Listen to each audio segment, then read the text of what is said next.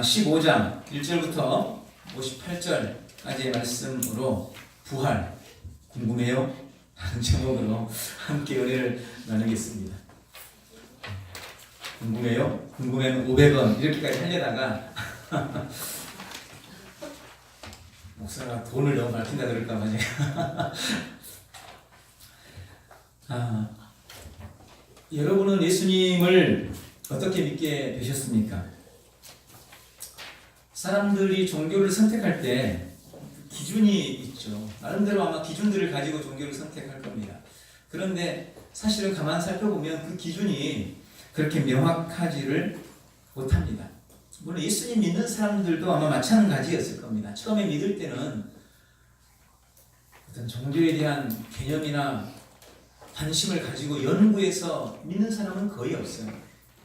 친구 따라서 가기도 하고 또 어떤 물질적인 또 필요를 따라가기도 하고 어떤 사람은 병 걸려서 가기도 하고 잘 아는 사람이 그렇다고 하니까 또 그런가 보다 하고 가기도 하고 여러 가지 이유로 예수님을 믿게 되고 또 종교를 갖게 되어집니다. 그러나 우리가 종교라는 것을 통해서 추구하는 본질적이고 결론적인 것이 무엇인가? 종교는 우리에게 무엇을 주는가? 나는 종교를 통해서 무엇을 얻고자 하는가를 생각해 볼 때 결국 내세와 사후에 대한 어떤 보장이라고 생각이 됩니다. 여러분 단순히 종교를 통해서 삶의 마음의 평안 이것만을 구하십니까? 많은 사람들이 종교를 갖는 이유는 결국 죽음 이후에 대한 두려움 때문이라고 생각해요. 죽음이 끝이 아니라는데 그 이후에 어떤 세계가 펼쳐질까? 불교에서는 극락에 가야 된다고 하고 기독교에서는 천국에 가야 된다고 하는데 과연 내가 정말 죽어서 영혼이 있다면 난 극락도 못 가고 천국도 못 가고 지옥 가면 어떡하지? 그래서 성경도 영혼의 믿음의 결국은 곧 영혼의 구원이다 이렇게 말합니다. 본질적으로 사람들은 영혼에 대한 문제, 내세에 대한 문제 때문에 종교를 선택한다는 말일 겁니다. 그렇다고 볼 때 세상 어디에도 기독교와 성경만큼 죽음과 그 이후에 대해서 내세에 대해서 명확하게 가르쳐주는 종교나 책은 없습니다.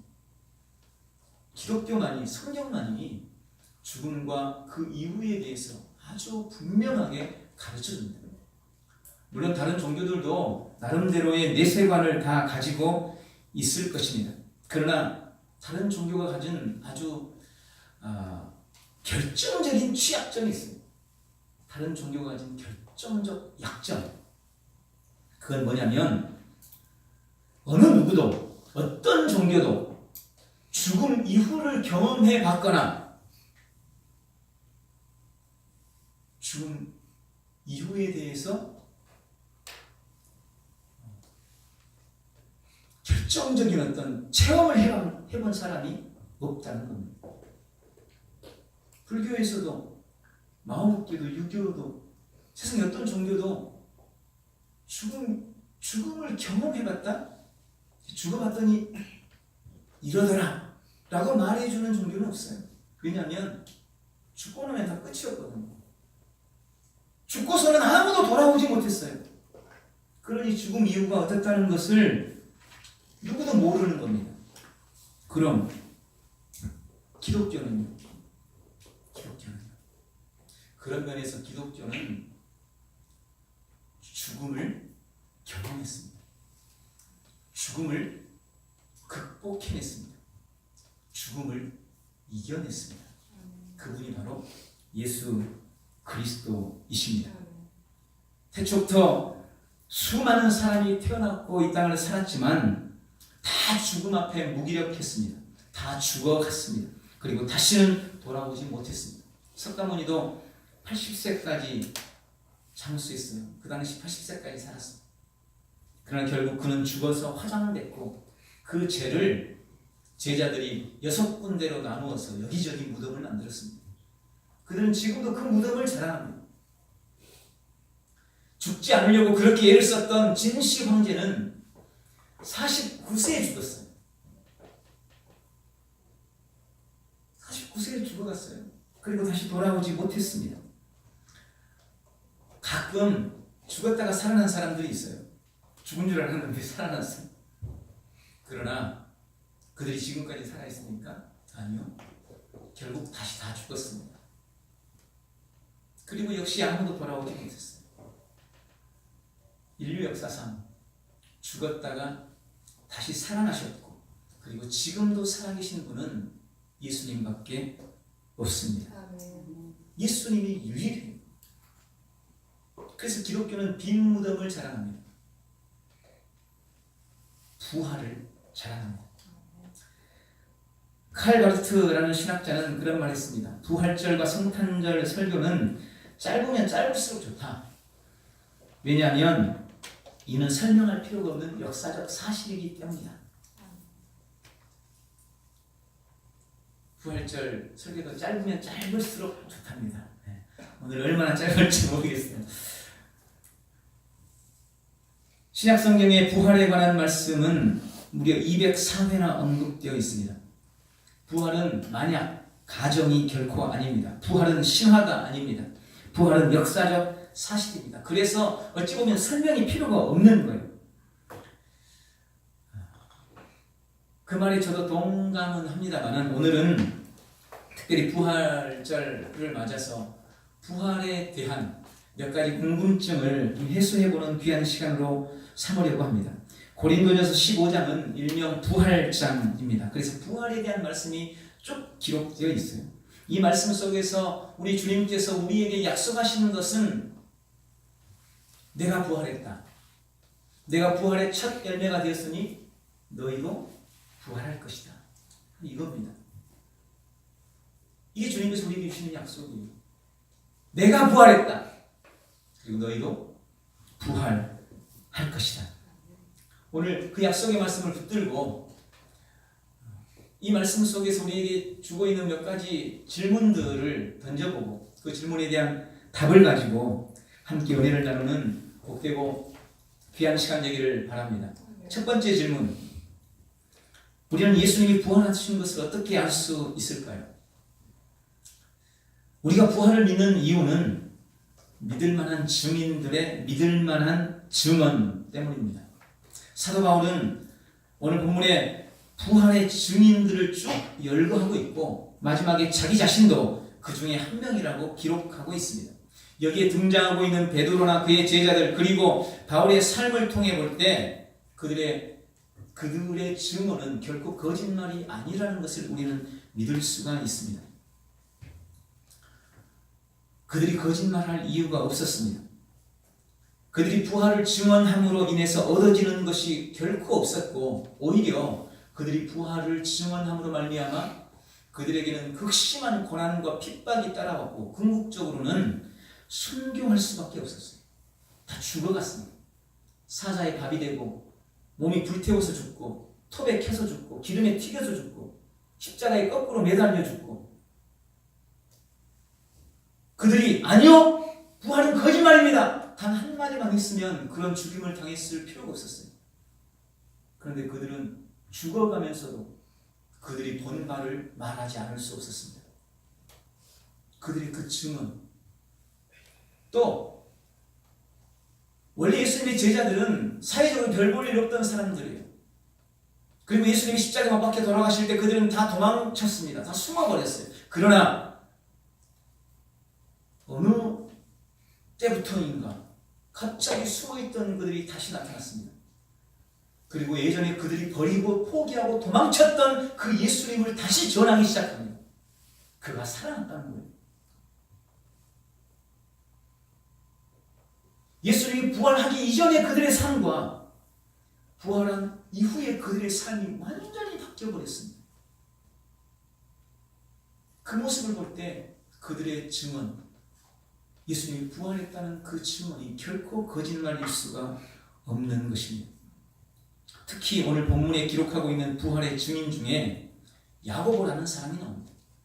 근데 여기 기록되고 있는 이 야고보는 예수님의 12 제자 중에 야고보가 아닙니다.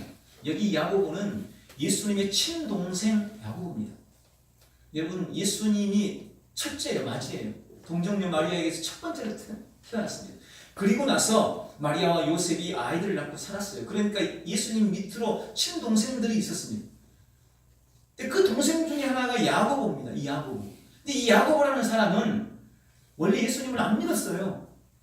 여러분 생각해 보십시오. 예수님을 하나님의 아들이라고, 하나님이라고 믿기 가장 힘든 사람이 누굴까요? 가족들입니다. 그런데 엄마 아빠는, 마리아와 요셉은 예수님이 태어날 때 천사를 만났어요. 성령께서 그에게 잉태한 것을 마리아는 압니다. 그러니까 요셉과 마리아는 예수님이 누군가를 이미 알고 있었어요. 그러나 형제들은요, 예수님이 어린 시절이 어땠을까요? 다른 아이들과 똑같이 매번 광야에 돌아다니면서 자기 동생이랑 메뚜기 잡고, 비 오면 막 좋아라고 뛰어 돌아다니고, 웅덩이 있으면 깨벗고 목욕도 하고 이러지 않았겠어요? 그렇게 형제끼리 삶을 살았는데 어느 날 갑자기 자기 형이 자기가 하나님이다 이러는 거예요. 어느 날 갑자기 자기 형이 나를 믿어야 천국에 간다 이러는 거예요. 그러니 그 말을 동생 야고보가 어떻게 믿었겠습니까? 그래서 예수님 살아생전에는요, 야고보가 믿음의 사람으로 거명이 되지 않아요. 예수님을 안 믿었습니다. 그런데 예수님이 죽고 난 다음에, 예수님이 부활하신 이후에 야고보는 생명을 걸고 자기 형 예수님이 부활하셨다고, 그분이 하나님의 아들이라고 전하는 복음 전도자가 됩니다. 이게 무엇을 말해줍니까? 어떤 사람은 예수님의 제자들이 너무 예수님을 사모하다 보니까 헛것을 봤다 이렇게 말하게 됐어요. 그러나 몇 명은 그렇게 볼 수도 있겠죠. 500명이 어떻게 동시에 헛것을 봅니까? 그들의 이 부활에 대한 증언, 그것이 부활을 믿어야 할 이유입니다. 그러나 단지 부활은 과거의 증인 때문에만 믿는 것이 아닙니다. 우리가 부활을 믿을 수밖에 없는 이유는 주님이 부활하신 이후에 하시겠다고 약속하신 모든 말씀들이 그대로 이루어졌어요.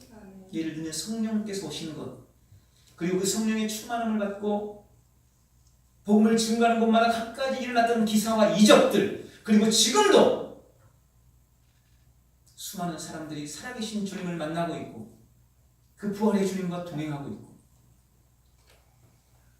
부활의 주님께서 역사하시는 그 역사의 현장에 있는 이 모든 일들을 인하여 우리는 부활하신 예수님을 믿을 수밖에 없는 것입니다.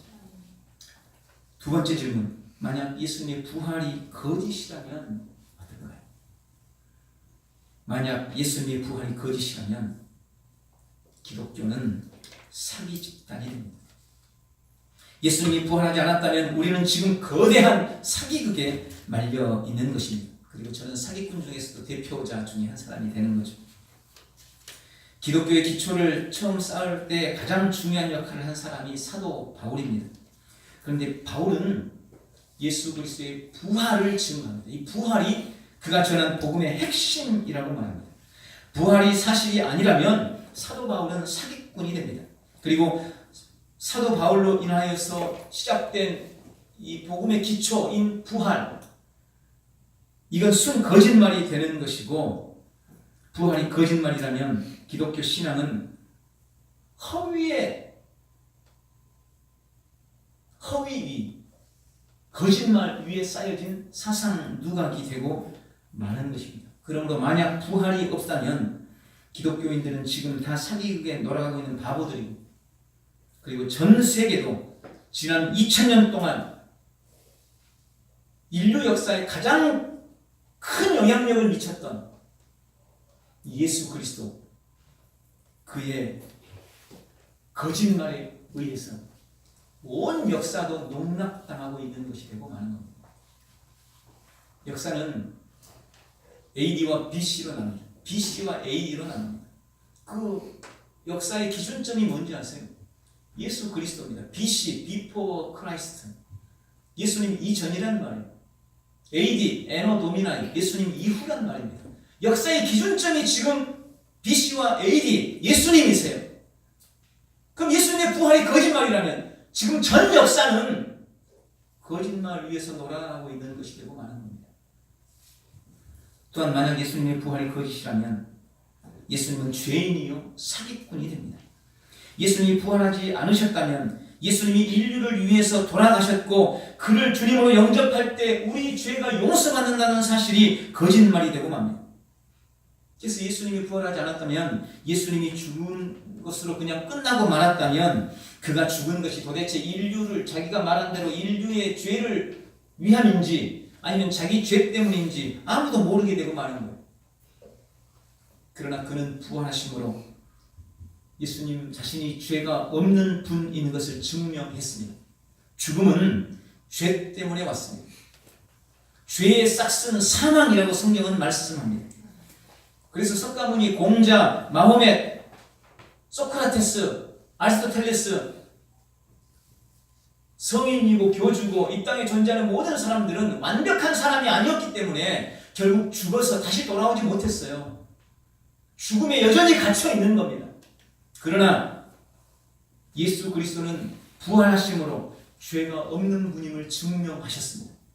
무슨 말이냐? 죄의 결과가 죽음인데 죄가 예수님을 가뒀지만 예수님이 죄가 없기 때문에 결국은 예수님을 영원히 가둘 수가 없었던 거예요. 예수님이 죽음을 이기고 일어나 버리신 거예요. 그래서 그가 죄가 없음이 증명이 된 것입니다.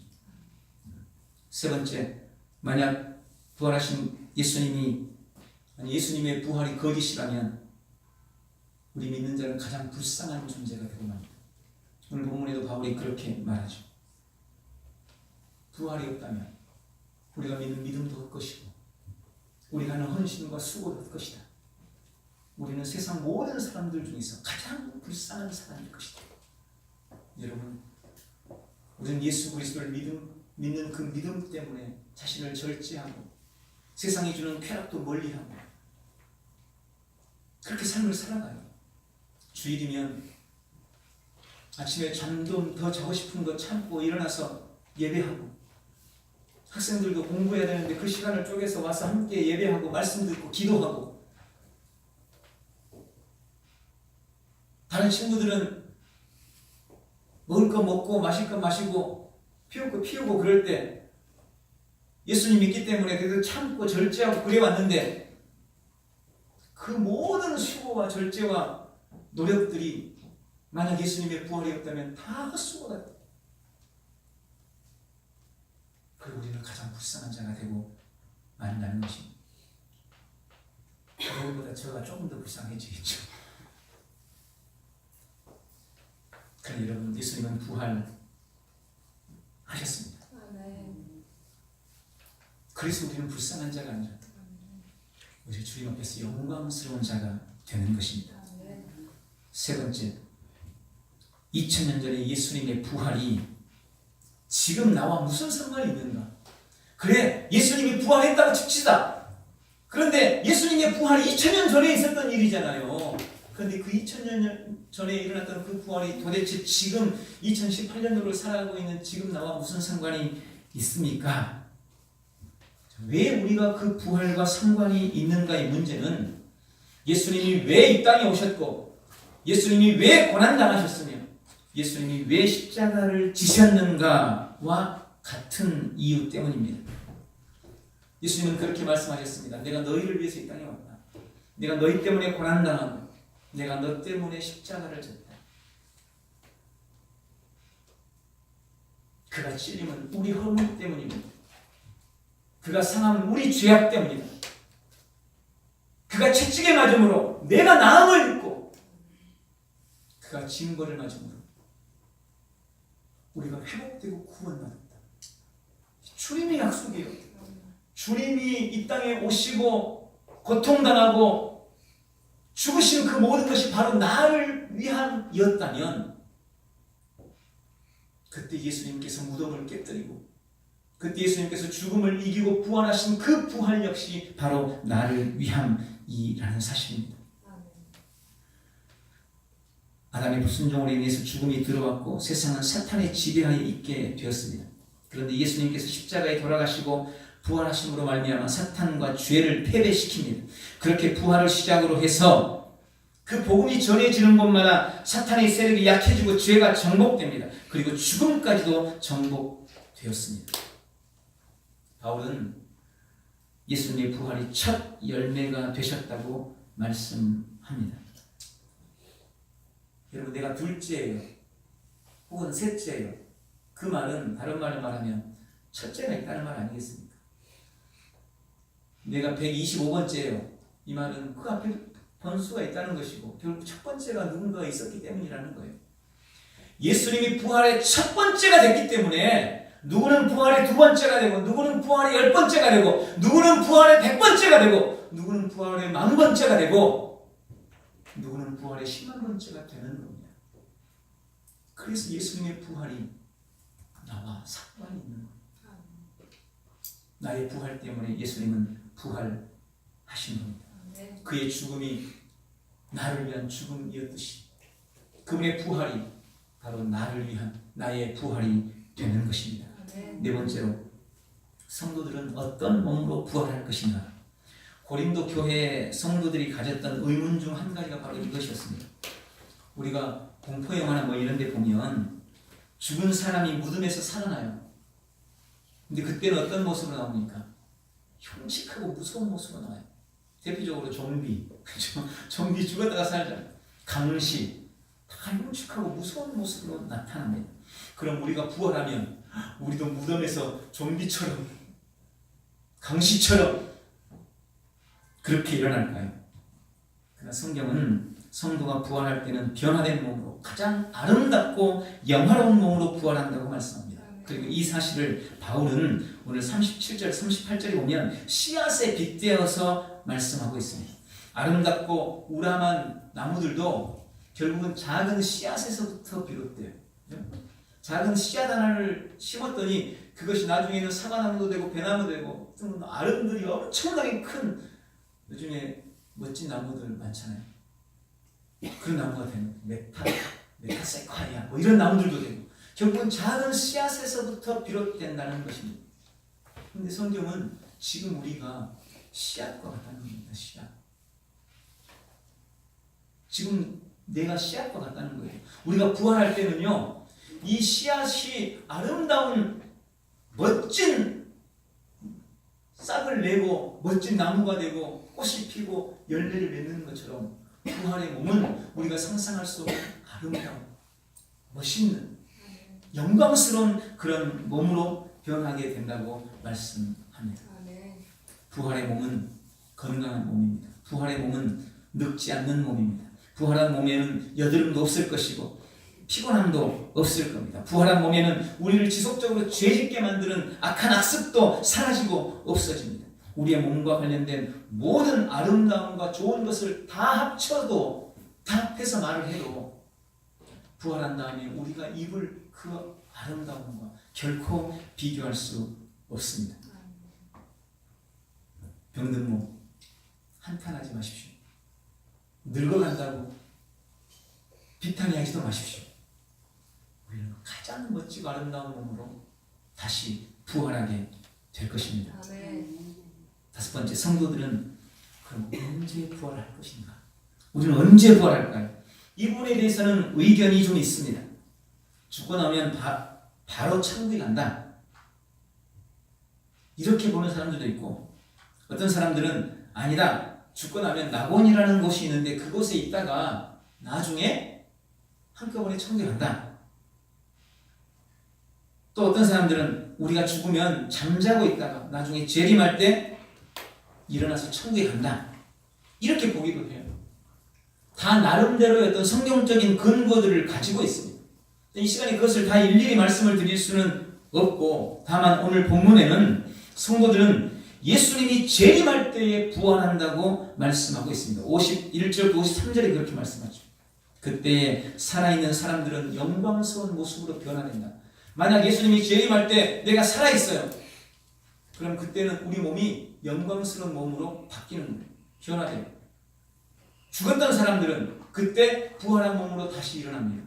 부활해요. 그때. 성경은 그렇게 우리에게 말씀하고 있습니다. 그럼 2000년 전에 수천 년 전에 죽었던 그 사람들은 도대체 얼마를 기다려야 돼요? 혹시 그런 생각 해보셨습니까? 그래서 바울이 그렇게 베드로가 그렇게 말합니다. 주님께는 하루가 천년 같고 천년이 하루 같다는 이 한 가지 사실을 잊지 마라.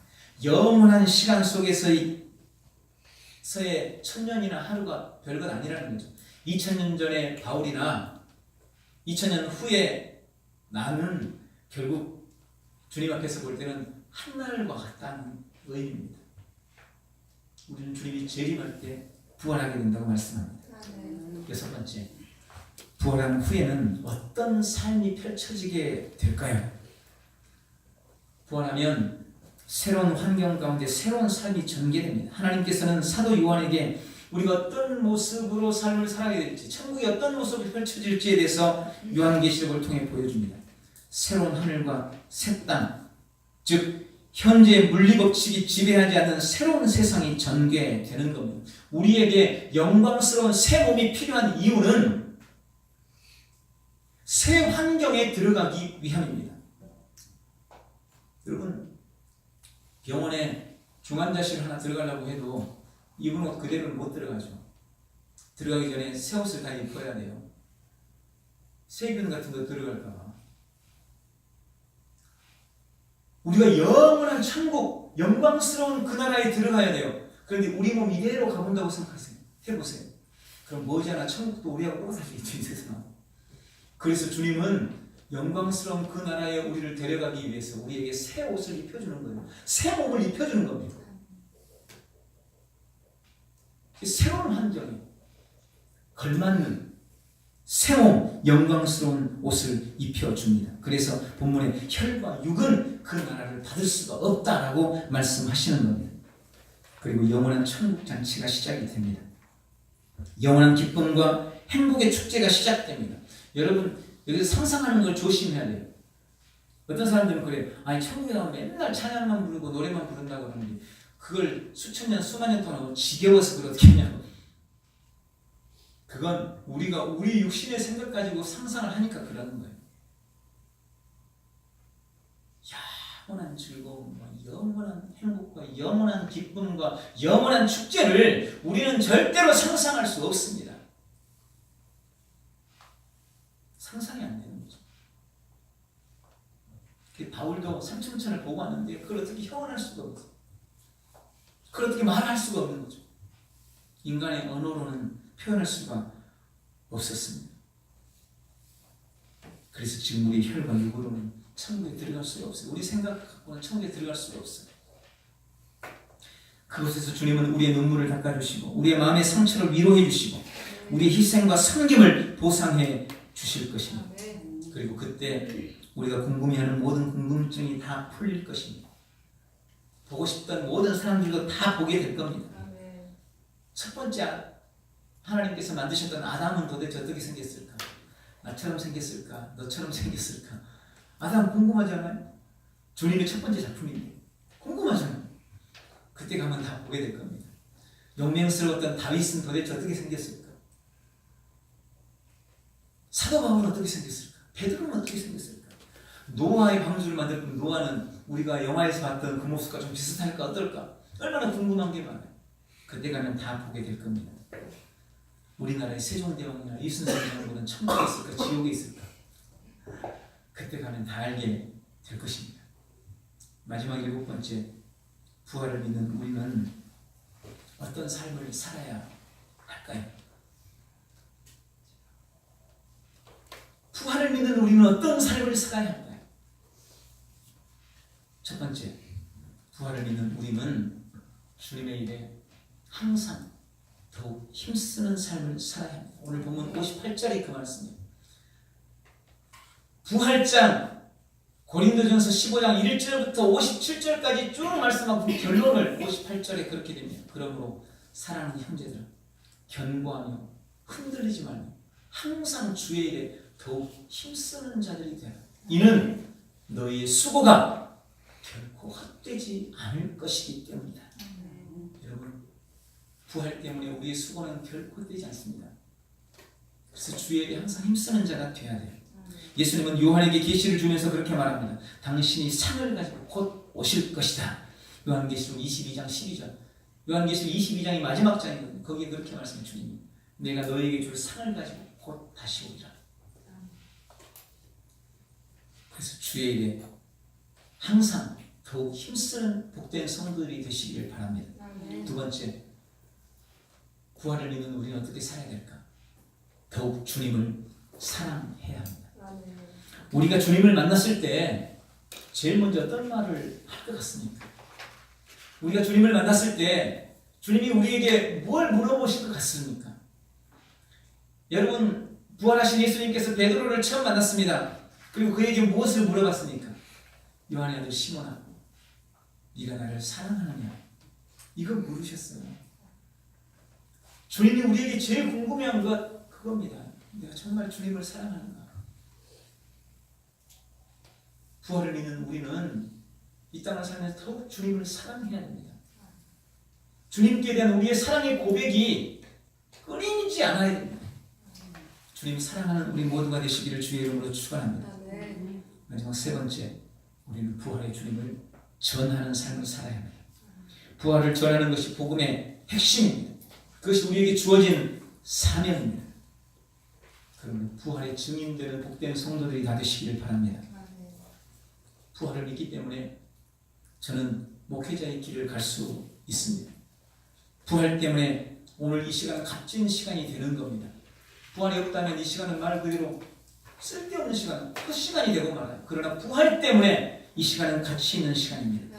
부활 때문에 여러분들이 주님 때문에 흘린 땀과 눈물과 헌신과 수고가 헛되지 않은 것입니다. 부활 때문에. 예수님이 부활하셨습니다. 그리고 약속대로 나도, 여러분도, 우리도 부활하게 될 것입니다. 그 부활의 때를 준비하고 기다리며 더욱 주의 일에 항상 힘쓰며 사랑하고 복음의 증인되는, 부활의 증인되는 우리 온 성도들 다 되시기를 예수님의 이름으로 축원합니다. 기도하겠습니다. 부활하신 주님 감사합니다. 찬양합니다. 예수님이 부활하신 것처럼 나도, 우리도 부활할 것을 믿습니다. 첫 열매 되어 주신 주님, 우리도 순서를 기다리는 한 사람임을 감사하며 더욱 주의 일에 항상 힘쓰게 하시고 더욱 주님을 사랑하게 하시고 부활의 증인되는 우리 모두가 되게 역사하여 주옵소서. 예수님의 이름으로 기도하옵나이다. 아멘.